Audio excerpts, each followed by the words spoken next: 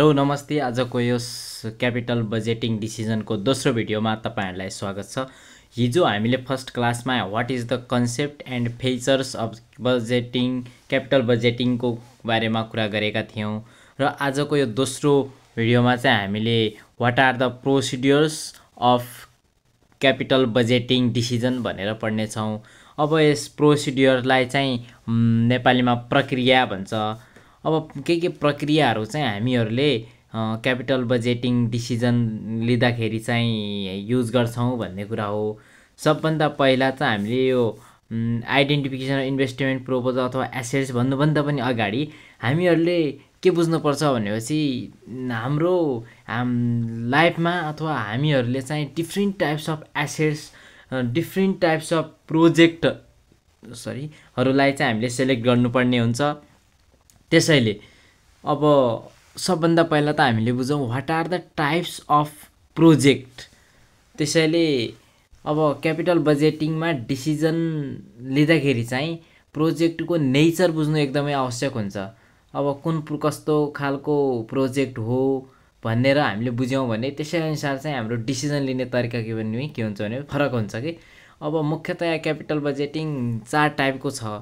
जसरी हाम्रो इन्डिपेन्डेन्ट भइहाल्यो, डिपेन्डेन्ट प्रोजेक्ट हुन्छ, म्युचुअली एक्सक्लुसिभ प्रोजेक्ट भन्ने छ, अर्को रिप्लेसमेन्ट प्रोजेक्ट भनेर हामीहरूले क्लासिफाई गरेका हुन्छौँ।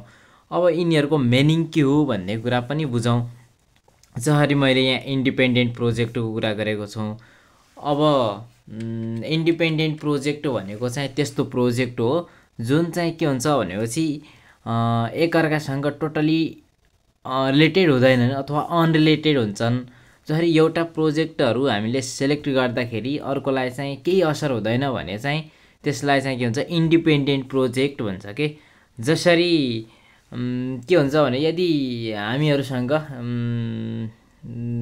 गाडी किन्ने र एसी जडान गर्ने भन्ने दुईवटा अल्टरनेटिभहरू छन् भनेपछि त्यहाँ चाहिँ हामी दुवै अलग अलग कुरा भएकाले गाडी किन्दाको डिसिजन र एसी किन्दाको डिसिजनमा त्यति फरक पर्दैन हो। अब जसरी हामीले यहाँ के लेखेका छौँ भनेपछि such project which have no any relation between among assets.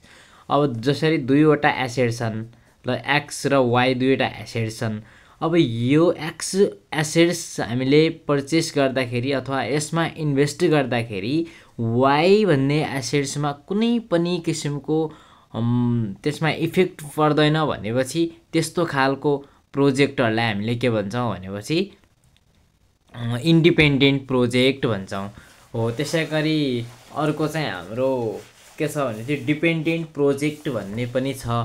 जसरी डिपेन्डेन्ट प्रोजेक्ट भनेको चाहिँ अब कस्तो प्रोजेक्ट हो भन्दाखेरि हामीले भन्छौँ त्यस्तो प्रोजेक्ट हो जहाँ चाहिँ एउटा प्रोजेक्ट हामीले सेलेक्ट गर्दाखेरि चाहिँ के हुन्छ भनेपछि त्यही प्रोजेक्टसँग जोडिएको अर्को प्रोजेक्टहरू पनि हुन्छ र एउटा काम गर्न अर्को काम पनि गर्नै पर्ने हुन्छ।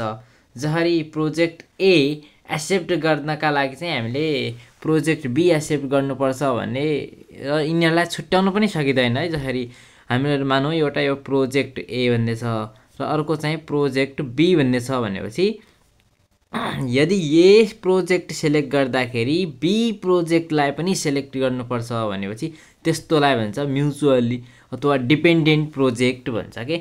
जसरी मैले यहाँ के भने one project depends upon another project to be complete. जसरी एउटा प्रोजेक्ट हामीले कम्प्लिट गर्दाखेरि चाहिँ दोस्रो प्रोजेक्ट पनि के गर्नुपर्छ हामीले त्यो एमा पनि बी डिपेन्ड भइदिन्छ। अब तेस्रोमा चाहिँ हाम्रो म्युचुअल एक्सक्लुसिभ प्रोजेक्ट। त्योभन्दा अगाडि हामीहरूले एउटा इक्जाम्पल ल्याउँ है। यो जसरी चाहिँ डिपेन्डेन्ट प्रोजेक्ट हो एउटा इक्जाम्पल मानौँ एउटा दुर्गम ठाउँमा फ्याक्ट्री खोल्नु पर्यो हामीले हैन। एउटा फ्याक्ट्री खोल्नु पर्यो एउटा दुर्गम ठाउँमा भनेपछि अब त्यो फ्याक्ट्रीसम्म पुग्नका लागि हामीहरूलाई के चाहियो एउटा रोड चाहियो इन्फ्रास्ट्रक्चर। किनकि गाडीहरू चल्नु पर्यो, र मटेरियलहरू ल्याउनु पर्ला, फिनिस गुड्सहरू लग्नु पर्ला आदि कुराहरूमा चाहिँ हामीलाई एउटा रोड त चाहिन्छ नै हो। यहाँ चाहिँ के भयो भने फ्याक्ट्री खोल्ने हो भने चाहिँ हामीले के गर्नु पर्यो एउटा बाटो पनि बनाउनै पर्यो भनेपछि बाटो नबनाए त हाम्रो फ्याक्ट्री मात्र खोलेर काम छैन हो।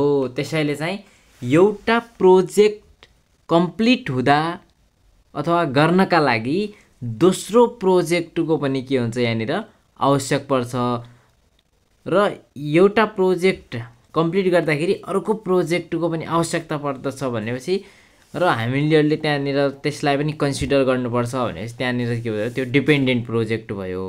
अब चाहिँ हामीहरू म्युचुअली एक्सक्लुसिभ प्रोजेक्ट भनेको के हो भन्ने, जसरी हाम्रो म्युचुअली एक्सक्लुसिभ भनेको चाहिँ त्यस्तो प्रोजेक्ट हो जहाँ चाहिँ के हुन्छ आइदर कि त एउटा सिचुएसन हुन्छ, एउटा चुज गर्यो भने अर्को अटोमेटिकली रिजेक्ट हुन्छ के। जसरी मैले यहाँ के भनेको छु भनेपछि if one project must be select in that time if one project must reject. हामीले एउटा प्रोजेक्ट सेलेक्ट गऱ्यौँ भने दुईवटा प्रोजेक्ट मानौँ ए र बी होइन, ए र बी नै मानौँ। एउटा प्रोजेक्ट ए छ एउटा प्रोजेक्ट बी छ हो। अब यति बेला चाहिँ प्रोजेक्ट एलाई सेलेक्ट गऱ्यौँ भने बी चाहिँ के हुन्छ अटोमेटिकली रिजेक्ट हुन्छ कि। अब हामीले सच प्रोजेक्ट यहाँ के लेख्यो such project under which one project must be accepted by rejecting another हो। जसरी ए र बी हाम्रो दुईवटा प्रोजेक्ट छन्। अब ए प्रोजेक्टलाई एक्सेप्ट गऱ्यौँ भने बी अटोमेटिकली रिजेक्ट हुन्छ र यदि हामीले एलाई नगरेर एलाई हामीले एक्सेप्ट नगरेर बीलाई एक्सेप्ट गऱ्यौँ भने ए चाहिँ के हुन्छ अटोमेटिकली रिजेक्ट हुन्छ। जसरी एउटा उदाहरण के बुझौँ भनेपछि जसरी एउटा यी प्रोजेक्टहरूमा चाहिँ के हुन्छ भनेपछि एउटै कामको लागि कम्पिट गरिरहेका हुन्छन् कि, त्यसैले हामी बेस्ट वानलाई चाहिँ सेलेक्ट गर्छौँ। जसरी हामी एउटा के मानौँ भनेपछि एउटा खाली जग्गा मानौँ, एउटा खाली जमिन छ र यसमा चाहिँ फ्याक्ट्री बनाउने वा होटेल बनाउने भन्ने दुईवटा निर्णय भयो कि त हामीले के गर्ने फ्याक्ट्री बनाउने कि हामीले के गर्ने होटेल बनाउने। अब हामीले के गर्ने त कि फ्याक्ट्री बनाउनु पर्यो कि हामीले होटेल खोल्नु पर्यो। हामी दुईटै काम त सँगै गर्न असम्भव छ नि हो।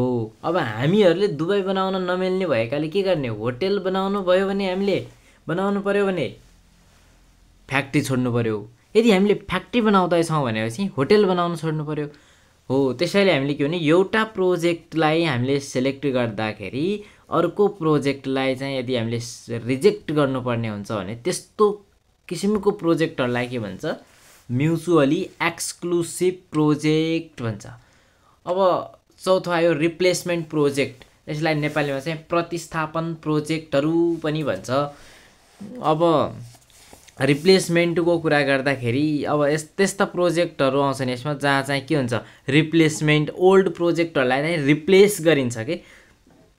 जसरी एउटा बिजनेसमा के हुन्छ भनेपछि पुरानो हुन्छ नि, पुरानो एसेट्सहरूलाई हटाएर चाहिँ नयाँ ल्याउने हुन्छ, नयाँ ल्याइन्छ। जसरी यसमा कुनै एउटा नयाँ बिजनेस स्टार्ट गर्ने होइन कि बरु इफिसियन्सी बढाउने हो कि, कस्ट घटाउनका लागि चाहिँ पुरानो मेसिनहरू फालेर चाहिँ नयाँहरू ल्याइन्छ भनेपछि त्यहाँ चाहिँ के भयो त्यो रिप्लेसमेन्ट प्रोजेक्ट भन्छ कि तिनीहरूलाई। जसरी पुरानो मेसिन बिग्रिरहने भएर चाहिँ एउटा मेसिन छ एबिसी भन्ने एउटा मेसिन छ।